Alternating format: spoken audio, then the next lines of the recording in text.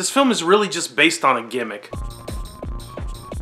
What's up, everybody? Yes, the film is based on a gimmick, but I'm not saying it's bad because it's based on a gimmick. We're talking about the Human Centipede first sequence. It came out in 2009, directed, written by Tom Six. I'm sure he had some weird dream about this and he wanted to make this movie, and now we're coming out with a third one shortly. So I thought it'd be nice to hit all three movies in a timely fashion. So what is the Human Centipede about? You're probably asking.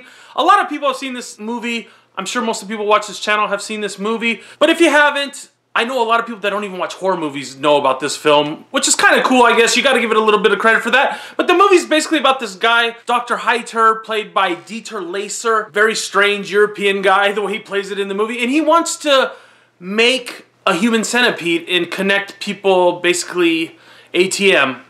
Ass, mouth, and he wants to make a three-piece one. Because he's an ex-surgeon, obviously a good surgeon, and he's, you know, got this God complex sort of thing going on. He manages to capture some tourists, and from there he imposes his evil surgical and medical skills on them. And I had seen the film before, but I was still pretty grossed out by some of it, to tell you the truth. Let's get into the good and the bad. First of all, the good, the best part is Dr. Heiter. Yeah. He's creepy. He's kind of like, imagine Hannibal Lecter a little bit, but more spacey and more surgically gifted, I guess. But basically he has his own surgical suite at his nice-ass house where he captures these people, and he's just creepy as fuck.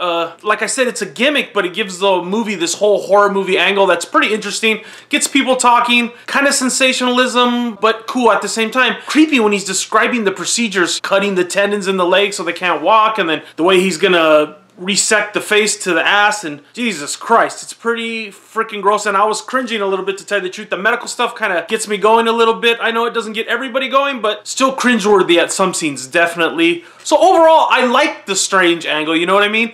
At points, it just tries to be gross, but at the same time, it's semi-realistic, I guess, for if you're going to connect three people in that manner.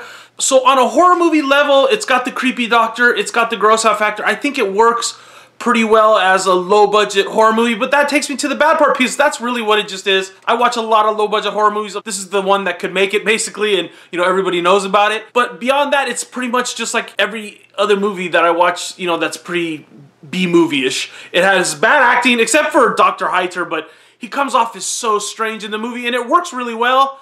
But you can't tell if he doesn't speak English that well. Obviously, he doesn't speak English that well, but... And then, of course, the dumb cops make an appearance. Stereotypical dumb cops you'd see in any movie. And let me mention one more thing I did actually like about it. I caught this better the second time when I saw it. Was the little speech the Asian guy gives at the end, the head of the centipede. Man, it was just kind of weird. Like, you know, he basically called out Dr. Heiter's God complex, sort of.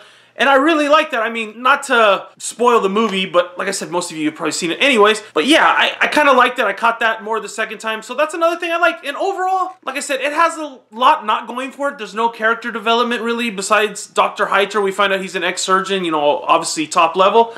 And besides that, we don't find out anything about the people in the centipede or anything else like that. But the one thing is, it does get going pretty quick. So I'm kind of hit or miss on this movie. I'm going to give it a 3.5 out of 5. That's a pretty high score compared to how most people feel about this movie. Most people, doesn't seem like they like it, but when I watched it again, I actually liked it.